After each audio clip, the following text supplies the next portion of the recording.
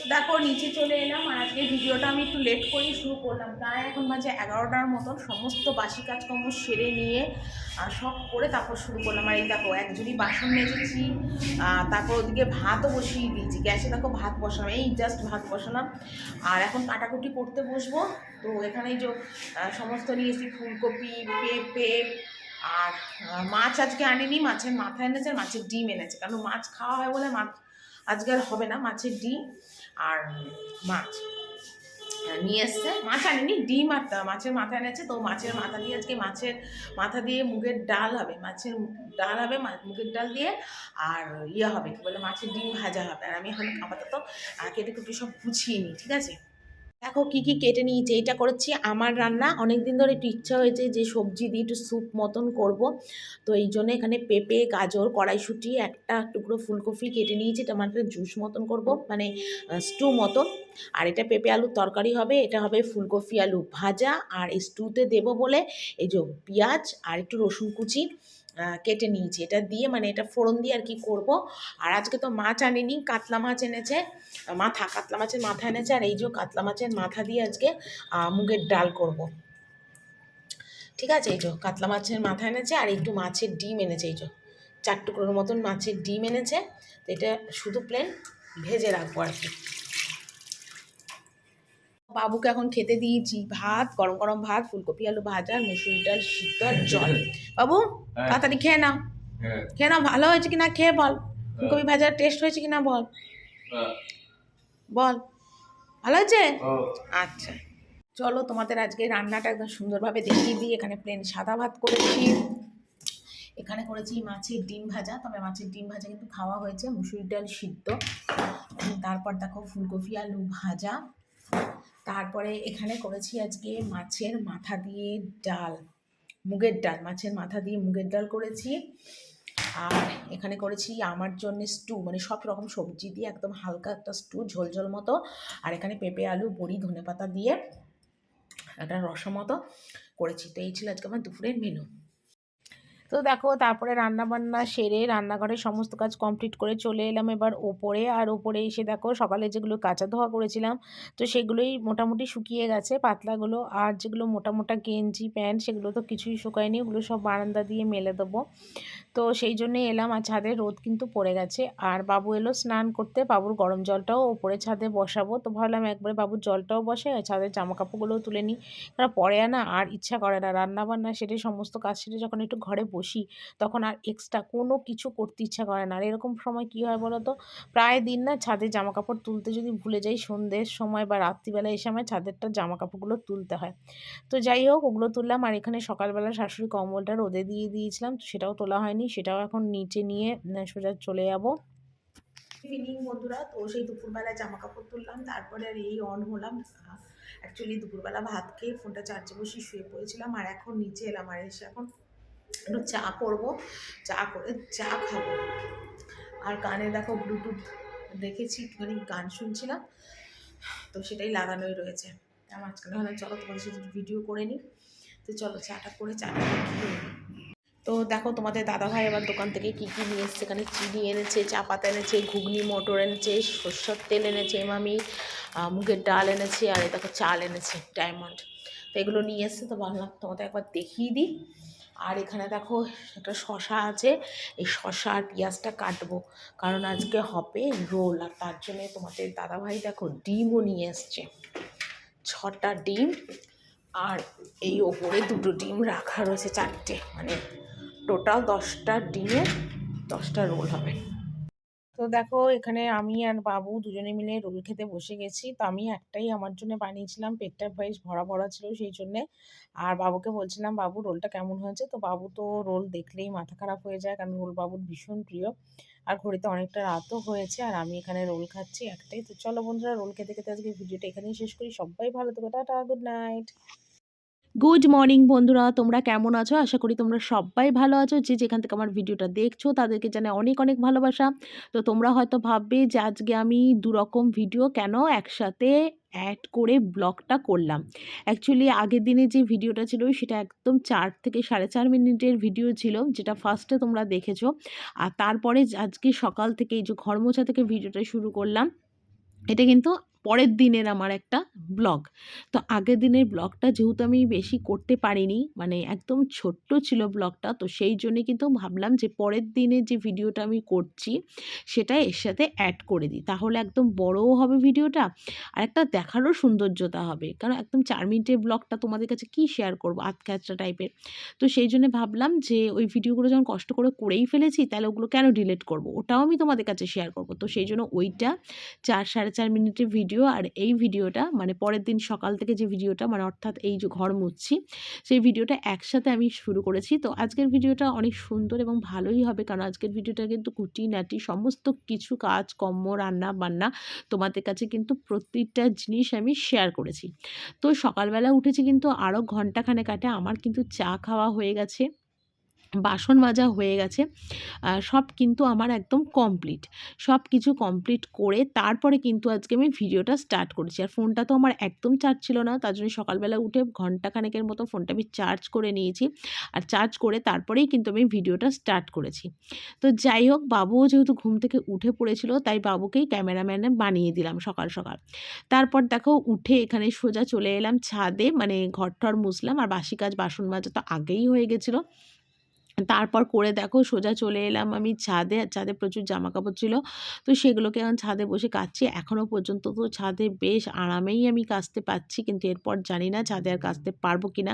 Already আজকে যে আমি ছাদে জামাকাপড়টা কেচেছিলাম, মানে তোমরা বিশ্বাস করবে না, এত গরম লেগে গেছে আর এত অস্থির করেছে শরীর, মানে কি বলবো? মানে স্নান করেছি কিন্তু তবু যেন দেখছি আমার মাথা ঝিমঝিম করা ছাড়ছে না। মানে এত অস্থির, মানে গরমের ভাব যে পড়েছে, আর ছাদে রোদে হয়তো আর বেশিদিন কাচতেও পারবো না, সেটাই চিন্তা করলাম আর কি। তো যাই হোক, তোমাদের দাদাভাইকে আমি বলেছি যে বাথরুমের কলটা ঠিক করতে, কারণ বাথরুমের কলটার স্পিড এতটাই কমে গেছে যে এত জামা কাপড় বাথরুমে কাচা যাবেই না। তাহলে আমার ২ ঘন্টা লেগে যাবে এই কটা জামা কাপড় কাচতে। তো যাই হোক, গরম পড়ার আগে ছাদের বাথরুমের কলটা ঠিক করতে হবে, যাতে এরপরে বাথরুমেই কাচতে পারি, কারণ আর তো বেশি দিন ছাদে কাচতে পারবো না, কারণ ঠান্ডা কমে এসছে আর রোদেও দাঁড়ানো যাচ্ছে না। তারপর দেখো সকালবেলায় কিন্তু শাশুড়ির কম্বলটাও দেখো ওই চেয়ারের মধ্যে আমি রোদে দিয়েছিলাম। তো দড়িতে দেওয়া হয়েছিল, তো পরে বাবুকে বললাম তুই একটুখানি চেয়ারের মধ্যে দে, কারণ এরপর জামা কাপড়গুলো মেলবো, তো সেই কারণের জন্য ওই চেয়ারের মধ্যে কম্বলটা দিয়েছিলাম। আর এখানে দেখো জামা কাপড়গুলো সব মেলে দিচ্ছি। অর্ধেক তো আমি মানে ভিজে গেছি, তোমরা দেখেই বুঝতে পারছো। নাইটি ফাইটি, শীতের দিনে না জামা কাপড় ভিজে কাচতে কিন্তু বেশ কষ্ট হয় আর কি। আমার তো বেশ ঠান্ডা লাগে। তো যাই হোক, ঠান্ডা বললে তো হবে না, কাচা ধোয়া তো করতে হবে। আমার কাচা ধোয়াটা কে করে দেবে বলো? কারণ আমার তো আর কোনো কাজের লোক নেই। নিজের কাজটা নিজেই সম্পূর্ণ করতে হয় সবসময়। নিচে এলাম, আর নিচে এসে এবার রান্না বসাবো। ভাত বসাই, মাছ এনেছে, মাছের ঝোল হবে, বড়ি আলু দিয়ে ধনেপাতা দিয়ে মাছের ঝোল করব। আর অল্প একটু কুমড়ো ভাজবো, যেটা ভাগ্নি খাবে, আর আলু ভাজবো, আর ডাল হবে। প্লেন আজকের রান্না। তো চলো আমি একবারে কেটে কুটে একটু গুছিয়ে নিই। এখানে দেখো মাছ এনেছে, মাছের ঝোলের জন্য মাছ নুন হলুদ দিয়ে একদম মাখিয়ে নিয়েছি। আর এখানে কিন্তু দেখো ঝোলের আলু কেটেছি, আর এখানে দেখো ধনে পাতাটা না কুচিয়ে রেখেছি, যে বড়ি সব দিয়ে একদম মাছের ঝোলটা করবো। একদম প্লেন সাদা মাটা একদম মাছের ঝোল।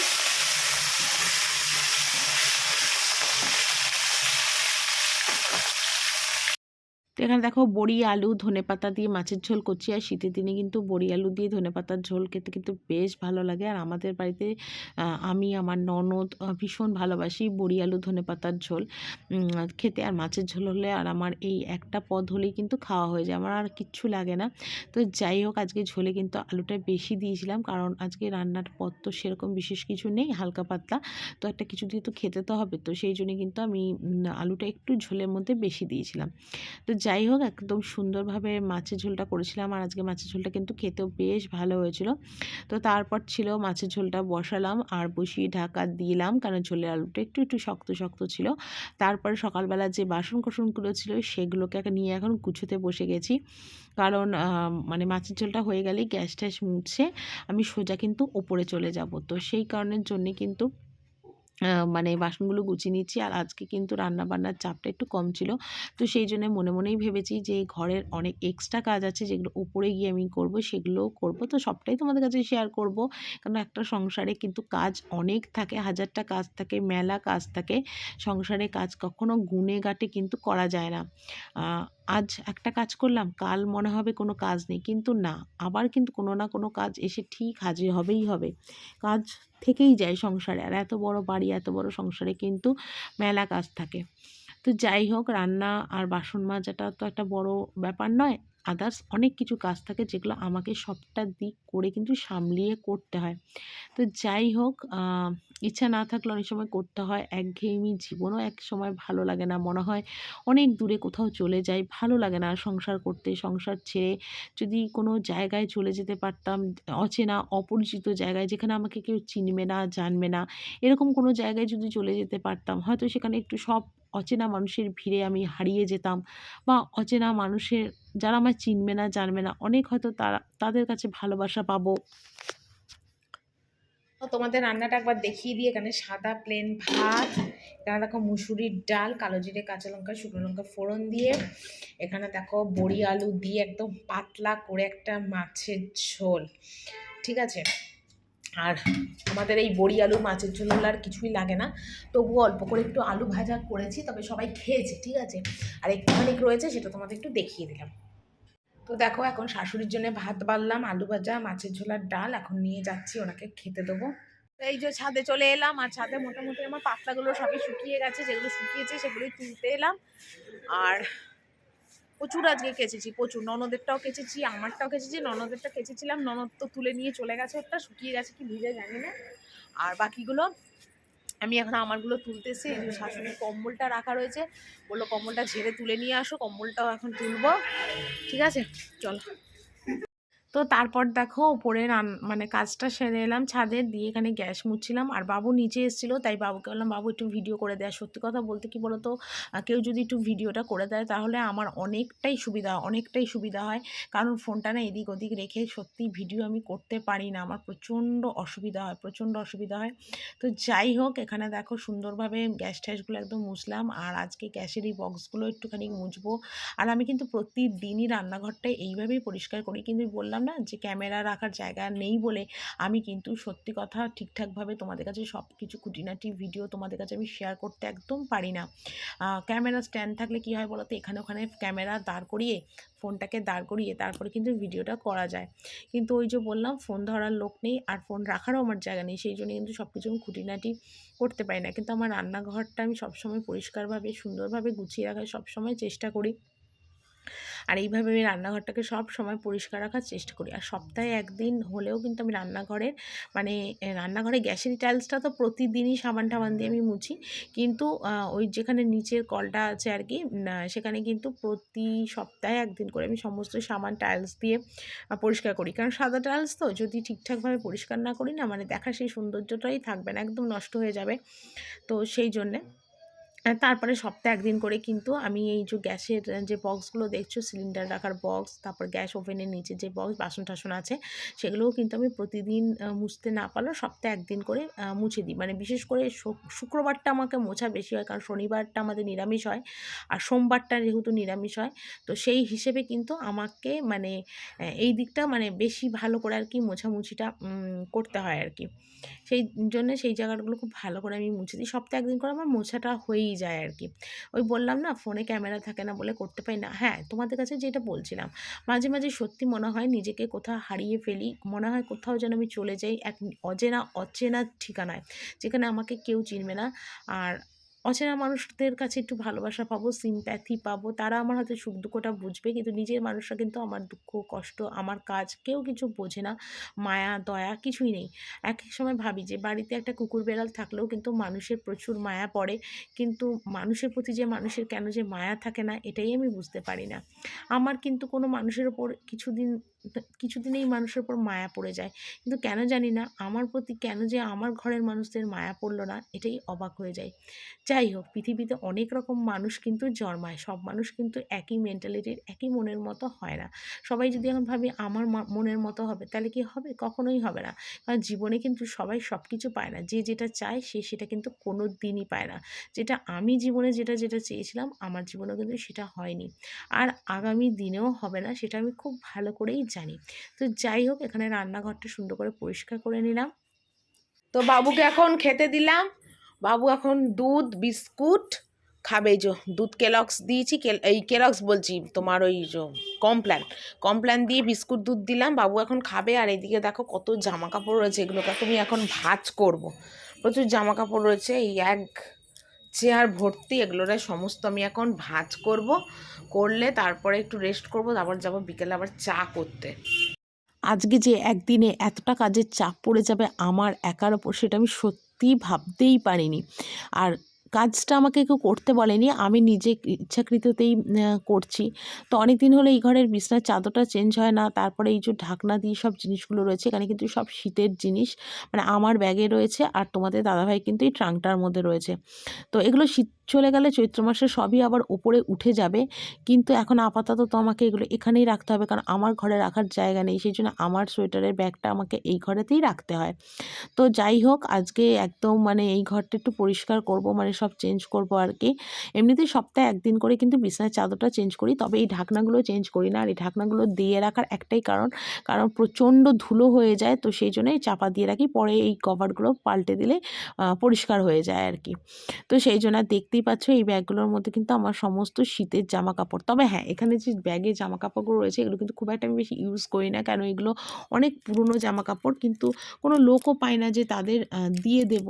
যদি সেরকম কোনো লোক পেতাম, সত্যি পুরনো জামা কাপড়গুলো কিন্তু আমি দিয়ে দিতাম, কিন্তু সেরকম কাউকে পাই না। আর এখনকার যুগের মানুষ হয়ে গেছে কি বলো তো, নিত্য নতুন জিনিস নেবে, ভালো জিনিস নেবে, এইসব পুরনো জিনিস কিন্তু কেউ কিন্তু ইউজ করতে চায় না। আর আমিও কাউকে ছেঁড়া খারাপ জিনিস দিতে চাই না। যদি পারি তো তাকে ১০টা টাকা দিয়ে একটা ভালো জিনিস দেবো, বা একটা নতুন কাপড় দেবো একটা, কিন্তু পুরনো কাউকে দিতে আমার ভালো লাগে না। তো যাই হোক, এখানে করলাম। আর জানলাগুলো এত ধুলো হয়ে গেছিলো, জানলার তাকগুলো কি বলবো, কারণ আমাদের এই বাড়ির প্রচণ্ড ধুলো হয়, মানে তোমাদের আমি বলে বোঝাতে পারবো না, এতটাই ধুলো হয়। তো যাই হোক, জানলার তাক টাকগুলো মুছে নিচ্ছি, তবে ঘরটা আজকে আর মুছবো না, কালকে ঘর মোছার ঝামেলাটা রাখবো। আজকে আর আমার সময় সুযোগ কোনোটাই হবে না ঘর-ফরগুলো মোছার। তো যাই হোক, কারণ অলরেডি এখন সন্ধে হয়ে গেছে, মানে 5:30 6টার মতন বাজে। তো সেগুলোই আর কি এখানে পরিষ্কার করে পাচ্ছিলাম। আর বাবু যেহেতু ছিল, তাই আমার অনেকটা সুবিধাই হচ্ছিল যে বাবু একটু ভিডিওটা করে দিচ্ছিল। যেহেতু এই ঘরটা অতটা ইউজ কেউ করে না, তাই জন্য খুব একটা ভালো চাদর আমি এই ঘরে পাতি না। তবে হ্যাঁ, পুজো অনুষ্ঠান উপলক্ষে কিন্তু আমি এই ঘরে ভালো চাদর পেতে দিই। আর নয়তো মোটামুটি একটা কোনো চাদর পাতি, ব্যাস, এর থেকে বেশি কিছু নয় আর কি। তো যাই হোক, এখানে সমস্ত চাদর-টাদর আমি সুন্দর করে পেতে গুছিয়ে নিচ্ছি। আর এখানে দেখো ব্যাগগুলো ঢেকে রাখছি, কারণ আমাদের ঘরে না প্রচণ্ড ইঁদুরের উৎপাত, আর কেটে দিতে পারে। তো সেই জন্য এটা ভালো করে ঢেকে দিচ্ছি, যাতে নোংরাটাও না পড়ে ব্যাগের মধ্যে, জামাকাপড়গুলোর মধ্যে। তবে অনেককে এবার বলেছি, যদি মানে কেউ থাকে এরকম, তো গরিব মানুষ, তো তাদের দিয়ে দেবো শীতের জামাকাপড়গুলো। বেকার, বেকার রেখে নষ্ট করে কোনো লাভ নেই। মাত্র নিচে এলাম, আর রাত্রি এখন বাজে প্রায় 8:30টার মতো। তো সন্ধ্যাবেলায় চা করলাম, চা খেলাম, তোমাদের দাদাভাই এলো, খেতে দিলাম। তারপরে আমি রাতের রান্নার জন্য এখন নিচে এলাম। তো আজকে হবে ফুলকপি আলু রসা, ফুলকপি আলু ভাজা, আলাদা ভাগ্নি ভাত হবে, আর চাউমিন আছে সিদ্ধ করা, কালকে ছিল ফ্রিজে। তো সেই চাউমিনটা সিদ্ধটা নষ্ট হয়ে যাবে রাখলে, তো সেটা পেঁয়াজ দিয়ে ফুলকপি দিয়ে ভেজে রেখে দেবো। তোমাদের দাদাভাই আর আমি অল্প অল্প খেয়ে নেবো, ঠিক আছে? চলো আগে করে নিই সব। তো চলো তোমাদের দেখিয়ে দিই একবার। এই দেখো চাউমিন করেছি একদম গরম গরম, ঠিক আছে? এখানে আছে ফুলকপি আলুর লাল লাল একদম দেখো রসা, আলু দিয়ে। ভাত তো আমার ভাগ্নি নিয়ে চলে গেছে, আর ফুলকপি আলু ভাজাও নিয়ে চলে গেছে, আর এখানে ময়দা মেখেছি, রুটি হবে। তো দেখো, এখানে আমরা মা ছেলে দুজনে মিলে খেতে বসেছি। তো চাউমিনটা দেখো একটু নিয়েছি, তোমাদের দাদাভাইও অল্প চাউমিন নিয়েছে। আর এখানে বাবু খাচ্ছে ময়দা রুটি, ফুলকপি আলুর রসা, আর আমিও 2টো রুটি ফুলকপি আলুর রসা নিয়েছি। আর ঘড়িতে কিন্তু অনেকটা বাজে, আর রাত্রে কিন্তু আজকে একটা রাতে কিন্তু 6 রকম পদ রান্না করেছিলাম। তো চলো আজকে ডিনার করতে করতে ভিডিওটা এখানেই শেষ করি। Good night.